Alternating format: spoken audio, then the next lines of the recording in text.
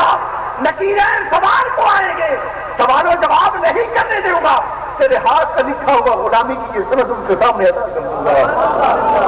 تو دیکھو مجھے حسین نے اپنا غلام مانا ہے، مجھے حسین نے اپنا غلام مانا ہے۔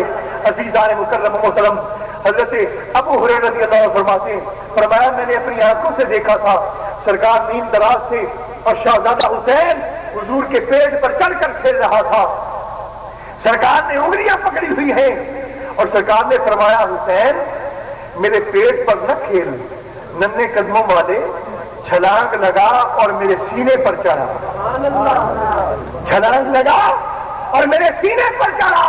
عزیزان مکرم و محترم، جو سینہ محبت وحی الہی ہے، جس سینے میں رب کا قرآن نازل ہوتا ہے، جس سینے میں آیات الہی کا نزول ہوتا ہے، وہ سینہ نیچے ہے اور میرے حسین کے قدم اس سے بھی اوپر ہے۔ عزیزان مکرم و محترم، سرکار حسین کریمین کی محبت اور پیار کو عین محبت رسول قرار دیا گیا۔ میں آخری باتیں عرض کر رہا ہوں، ایک کتاب ہے سوائے کے مہر کا، اس میں یہ بات درج ہے کہ جنت اور دوزخ کا مناظرہ ہو گیا، جنت اور دوزخ کا مناظرہ ہو گیا۔ دوزخ نے کہا جنت تو بڑی حسین بنی پھرتی ہے، میرے اندر آ دیکھ کتنی رونقیں ہیں۔ کہا کیا ہے تیرے اندر؟ کہا دنیا کا ہر ظالم و جابر بڑا حکمران میرے اندر ہے، نمرود میرے اندر، شداد میرے اندر، حامان میرے اندر، قارون میرے اندر، فرعون میرے اندر، ابو جہل میرے اندر، بڑے بڑے بادشاہ جلیل القدر میرے اندر۔ جنت چپ ہو گئی۔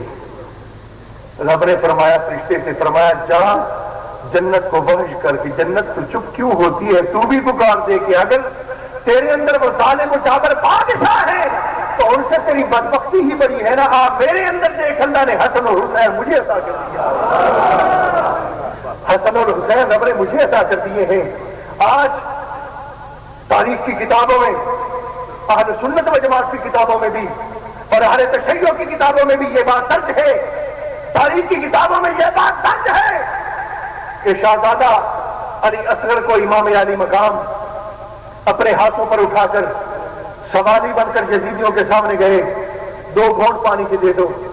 کتابوں میں تو یہ بات بعض نے لکھ دی ہے، مگر دوستو ضروری نہیں کہ تاریخ کی کتب میں درج ہر بات بھی صحیح درج ہوئی ہو، ہر بات بھی درست درج ہوئی ہو۔ میں کیا کروں اس بات کا؟ میرا ایمان، میری غیرت، میرا غیرت ایمانی اور حمیت دینی مجھے مجبور کرتی ہے یہ بات انکار کرنے سے کہ ہو نواسہ رسول، ہو فرزند مصطفیٰ، ہو ساقی کوثر کا داخلہ اور پانی کے 2 گھونٹ مانگنے کے لیے سواری بن کر یزیدیوں کے سامنے جائے۔ اگر انہیں پانی چاہیے ہوتا، خدا کی قسم حوض کوثر سارا ان کے قدموں پر بہا دیا جاتا۔ نعرہ تکبیر! عزیزان مکرم، اگر انہیں پانی مطلوب ہوتا، اگر حضرت اسماعیل کے ایڑی رگڑنے سے زمزم کا چشمہ ابل سکتا ہے تو فاطمہ الزہرا کا ناک اگر پاؤں مارتا تو کربلا کی خاک کے ایک ذرے سے چشمہ زمزم ابل پڑتا۔ اگر یہ حکم دیتے، آسمانوں کی جانب نگاہ اٹھا لیتے تو آسمانوں کے جملہ بادل امڑ کر کربلا کی مٹی پر اتنے پانی برساتے کہ دنیا کا 8واں سمندر موزن ہو جاتا۔ مگر سرکار نے فرمایا حسین تیری پیاس تکلیف نہیں دے گی، اس لیے کہ میں نے اپنی زبان چسا کر تجھے ساقی کوثر نے سیراب کر دیا ہے، سیراب کر دیا ہے۔ عزیزان مکرم، آخری بات عرض کرتا ہوں، جب یہ قافلہ اپنے نانا کے دین پر سب کچھ لٹا کر شام سے واپس جا رہا ہے، راستے میں ایک حویلی میں پڑاؤ کیا، قیام کیا، جس کی دیواریں گری پڑی ہیں، جس کے مکانوں کی چھتیں گری ہوئی ہیں، بادل کا سایہ بھی نہیں، دھوپ بھی ہے، بارش آتی ہے تو وہ بھی اندر آتی ہے، حویلی کے دروازے کی کنڈی بھی نہیں ہے، مگر مصطفیٰ کریم کی شہزادیاں اندر جلوہ گر ہیں، امام زین العابدین رضی اللہ عنہ علیہ السلام اندر جلوہ گر ہیں۔ ایک شکاری ایک ہرنی کو دوڑاتے دوڑاتے شکار کی غرض سے گھوڑے پر چڑھا ہوا بھگا لیا رہا ہے ہرنی کو۔ ہرنی کی مشام جان جب اہل بیت اطہار کی خوشبو سے معطر ہوئی، تو دل میں خیال آیا مجھے بھری کونین میں پناہ کہیں نہیں مل سکتی ہے تو آل رسول کے دامن میں مل ہرنی آئی اور آ کر اس دروازے پر بیٹھ گئی، دہلیز آل رسول پر بیٹھ گئی۔ شکاری گھوڑے پر چڑھا پیچھے آیا، ترکش کے سارے تیر نکال کر ہرنی پر چلا دیے۔ شکار ہو رہا تو درکنار، ہرنی کے جسم کا رونگٹا بھی کٹا نہیں ہے، ایک بال بھی اکھڑا نہیں ہے۔ شکاری حیران ہوتا ہے یہ کیا ماجرا ہے، یہ کیا معاملہ ہے، کہیں یہ جن تو نہیں ہے، کہیں یہ کوئی آفت تو نہیں ہے۔ جب اس نے دروازے سے شکاری نے منہ اندر کر کے دیکھنا چاہا کہ اندر کون ہے اور کیا ہے، عزیزان محترم حضرت امام زین العابدین نے گرجا آواز میں کہا نادان اپنا منہ پیچھے کر لے، اس لیے کہ اندر حسین کی یتیم شہزادیاں بیٹھی ہیں، اندر آل رسول ہے۔ کہا کیسے آئے ہو؟ کہا اس ہرنی کو میں شکار کرنے کی غرض سے آیا ہوں، مگر ترکش خالی ہو گیا، ہرنی کا بال بھی بیکا نہیں ہوا۔ آپ نے فرمایا یہ تو اسے شکار نہیں کر پائے گا، اس لیے کہ آل رسول نے اسے پناہ دے دی ہے، آل رسول کی پناہ میں ہے۔ کہا امام اگر اسے شکار نہیں کروں گا، بڑی قیمتی ہرنی ہے، تو میرا تو روٹی کا، پانی کا، کھانے پینے کا اسی پر سارا آسرا سہارا ہے، تو میں گھر بچوں کے لیے کیا لے کر جاؤں گا؟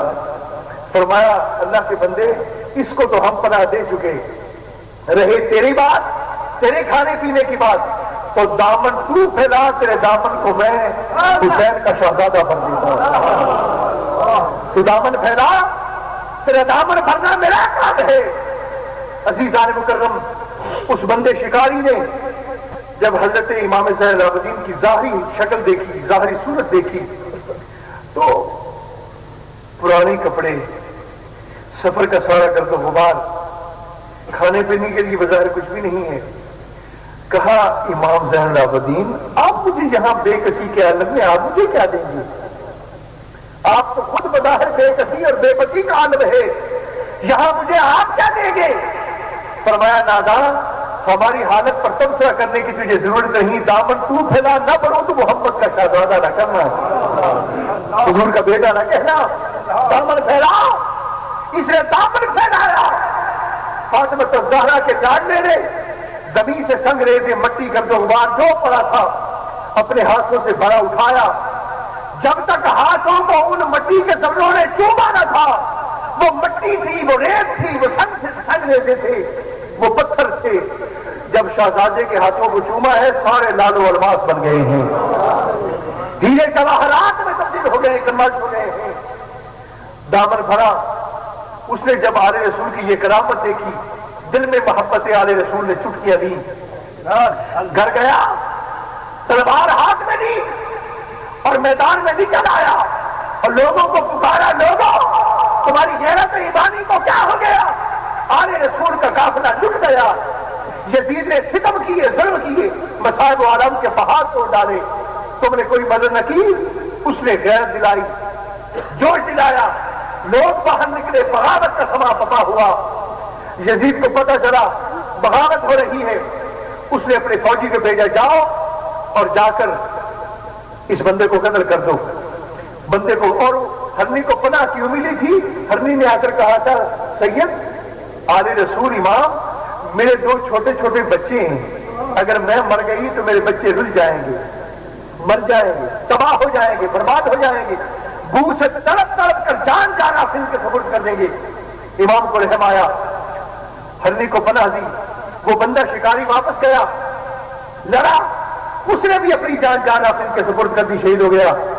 اس کی بیوی کو خبر ہوئی کہ محبت آل رسول میں میرے خامد نے جان دی ہے، اس کے بھی دو بچے تھے، اس بیوی نے اپنے دونوں یتیم بچوں کو انگلی سے پکڑا ہوا ہے اور اس حویلی میں آئی اور آ کر کہا امام میرے خامد نے آپ کی کرامت دیکھی، آپ کی محبت میں میرے خامد نے جان جانا بھی ان کے شہید سپرد کی اور شہادت کا جام نوش کیا، مگر مجھے بتائیں یہ میرے یتیموں کا سہارا آسرا کون بنے گا؟ میری بیٹی کا سہارا آسرا کون بنے گا؟ اب مجھے بتاؤ میں کس دروازے پر جاؤں؟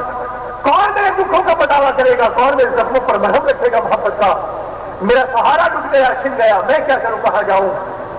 تو فرمایا بی بی رو نہ۔ امام علی مقام نے فرمایا بی بی رو نہ۔ کہا امام رو چلاؤں نہ تو میں کیا کروں؟ آپ نے فرمایا بی بی تم چاہتی کیا ہے؟ کہا حضور میں اپنی بیٹی کا سہارا چاہتی ہوں، اپنی بیٹی کا بچوں کا آسرا سہارا چاہتی ہوں۔ آپ نے فرمایا خاموش ہو جا۔ خاموش ہوئی۔ امام نے ہاتھ اٹھائے، مولا اس مائی کی یتیم بچوں کو اس کا باپ لوٹا دے، مولا اس بیوہ عورت کو اس کا خامد لوٹا دے، اس کے بچوں کا سہارا آسرا بابا لوٹا دے۔ ابھی امام نے چہرے پر ہاتھ نہیں پھیرے، دیکھا تو وہی شہید بندہ گھوڑے پر چڑھ کر قدموں میں حاضر ہو گیا ہے، زندہ ہو کر حاضر ہے۔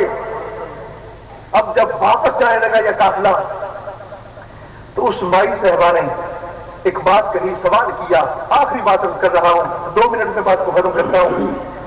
وہ بی بی کہتی ہے امام مجھے فقط ایک سوال کا جواب عطا کر دیجیے۔ پوچھا بی بی کیا سوال ہے؟ کہا امام سوال یہ ہے یہاں اس ہرنی کے بچوں کا سہارا بھی نہ چھیننے دیا، ہرنی کو بھی بچا دیا کہ اس کے بچے کہیں یتیم ہو کر برباد نہ ہو جائیں۔ حضور میرے یتیم بچوں کا سہارا ان کا بابا بھی واپس زندہ کر کے لوٹا دیا۔ امام سوال یہ ہے، پوچھنا یہ چاہتی ہوں کچھ بچے کربلا کی مٹی پر بھی تو یتیم ہوئے تھے، وہاں ان کے بابا سہارا آسرا، وہاں سکینہ بھی تو یتیم ہوئی تھی، وہاں حضرت علی اصغر بھی تو یتیم ہوئے تھے، ان کا سہارا آسرا کیوں نہیں لوٹایا؟ ان کے لیے یہ دعا کیوں نہیں فرمائی؟ آپ نے فرمایا بی بی وہ نیاز تھی، یہ ناز ہے۔ وہاں خدا ہم سے مانگ رہا تھا، وہاں خدا ہم سے مانگ رہا تھا اور اپنا سب کچھ ہم اللہ کے نام پر قربان کر رہے تھے۔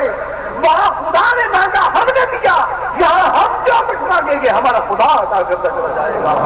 عزیزان مکرم و محترم، قریب ہے یارو روز محشر، قریب ہے یارو روز محشر، چھپے گا کشتوں کا خون کیوں کر، جو چپ رہے گی زبان خنجر، لہو پکارے گا آستین کا۔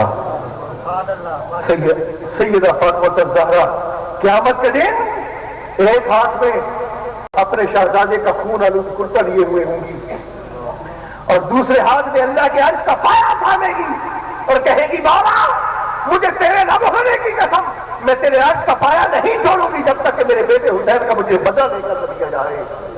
پھر وہاں صرف 50,000 سال نہیں، لاکھوں 50,000 سال گزر جائیں جب تک حسین کا بدلہ نہیں ملے گا، سیدہ فاطمہ الزہرا کبھی عرش کا پایا چھوڑے گی نہیں۔ جس نے بچایا خلق کو دوزخ کی آگ سے، جس نے بچایا خلق کو دوزخ کی آگ سے، افسوس اس کی آل کے خیمے بھی جل گئے۔